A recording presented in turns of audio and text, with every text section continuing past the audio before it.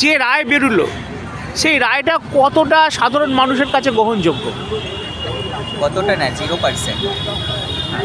I am not accepted cases রায়। কেননা এই যে রায়টা আজকে দিয়েছে, এখানে দেখুন ক্রিমিনালদের জন্য আজাদি রায় দিয়েছে। এখানে কিন্তু অভয়া কিন্তু বিচার পেল না, কেননা সে কিন্তু বারবার বলে যাচ্ছে আমি কিন্তু একা এর কেসের মধ্যে জড়িত নয়, আমি এই দোষী নয়। কিন্তু তার কথাটা টোটালি না শুনে তার এগেনস্টে কেসটা এইভাবে চালিয়ে গিয়ে এইভাবে রায়টা দিয়েছে। সাধারণ মানুষের কাছে তাহলে এই বার্তাটা যাচ্ছে, তাহলে কোর্ট ইজ নট ফেয়ার।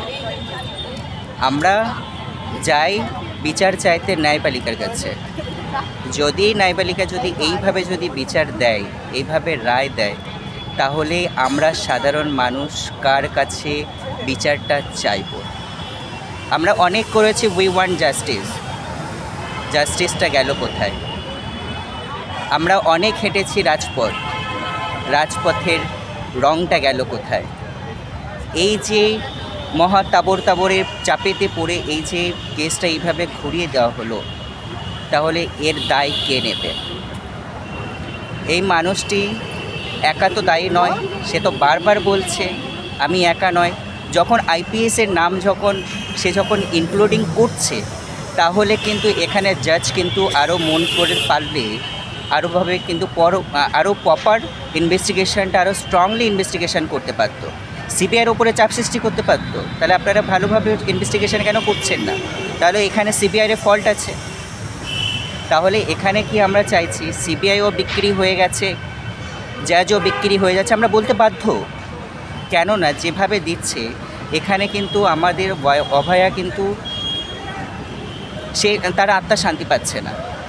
আমরা যতক্ষণ না তার জাস্টিসটা এনে দিতে পারবো, অভয়া কিন্তু আমাদের অভয়ের আত্মা শান্তি পাবে না। কেননা এখানে শুধু একটা অভয়া নয়, আমাদের বাংলাতে 10 কোটির মতো অভয়ও আছে।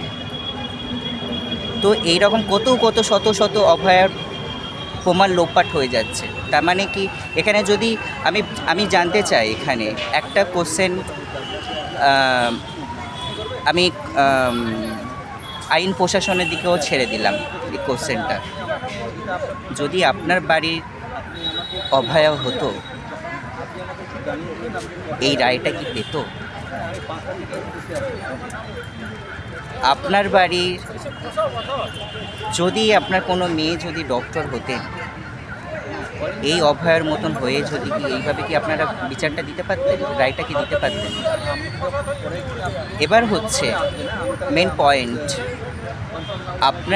আপনি যখন কেসটা পুরো প্রপারভাবে আপনি ইনভেস্টিগেশন করতে চাইছেন না, বা প্রপারভাবে আপনি হ্যান্ডেল করতে চাইছেন না, তাহলে কেন আপনি এই কোর্টেতে ফেলে রেখে দিয়েছেন?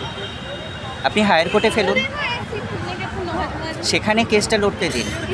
আমার অনেক অ্যাডভোকেটের ফ্রেন্ড আছে, তাদের সাথেও আমার কথা হয়, কিন্তু এই যে রায়টা হয়েছে, আই এম নট হ্যাপি।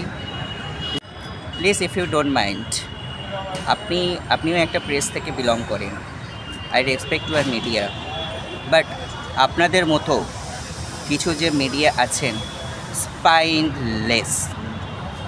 স্পাইনাললেস যে মিডিয়াগুলো রয়েছে, যারা কিছু ন্যারেটিভ সেট করছে এবং ম্যানিপুলেট করছে, সেটা কিন্তু উচিত নয়। অ্যাজ এ মিডিয়া কাজ হচ্ছে, আপনারা হচ্ছেন সেকেন্ড আদালত।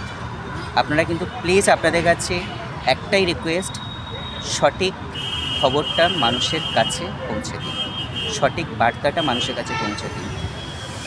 আপনারা থাকলে আমাদের দেশ স্ট্রং থাকবে, আপনারা যদি স্ট্রং থাকেন আমাদের অভয়ারাও স্ট্রং থাকবে। Thank you.